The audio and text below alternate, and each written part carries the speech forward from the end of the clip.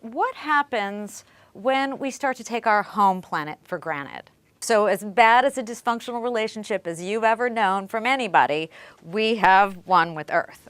Now, carbon dioxide gets into Earth's atmosphere by burning fossil fuels. And fossil fuels are coal, oil, and gas. About half of the carbon emissions in this country come from transportation, cars, planes, etc. And the other half comes from electrical usage. We can't expect that if we keep putting carbon dioxide into our atmosphere, nothing will happen. There has to be an impact or a consequence from our behavior. It's not a realistic expectation to think we can keep pushing more and more carbon dioxide into the atmosphere and nothing will happen from it. The big difference between, again, past climate change and current climate change is that current climate change is caused by people, and current climate change is happening much, much faster. So everything that touches our lives practically, every material thing, has some impact on our environment. I've spoken about carbon dioxide, I've spoken about trash, and I've spoken about plastic debris. Now, I know that these three are not the same thing, right? They're not connected, but I just want to be really clear. Our carbon footprint, our trash, and our plastic are the waste products of our lives. It gets harder and harder to cut your footprint the lower your footprint is. And even somebody with a very small footprint can still have a head trip. And I'm telling you that I have one. Maybe you're completely off the grid and you're clear and you never have a head trip. But if you do ever have a little head trip, I understand, because I have one too.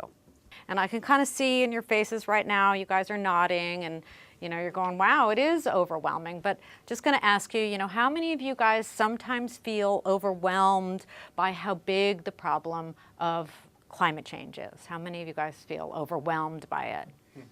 Yeah. And how many of you, even climate scientists, feel like the science side of it is just so complicated? How many of you guys feel like that? And how many of you would just rather kind of get out of here and go play Angry Birds? Well, you guys are nice. Maybe you're just lying. The first step that we're going to do in order to feel like less overwhelmed and more connected is to take responsibility for what you can control.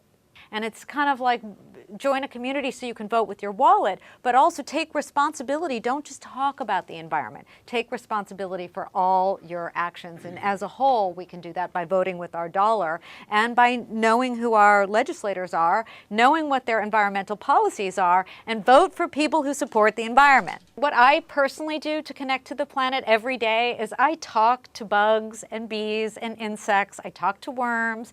I move little snails out of the way. People may think I'm crazy talking to a bee and saying hi, but it's no more crazier than any person on their Bluetooth talking.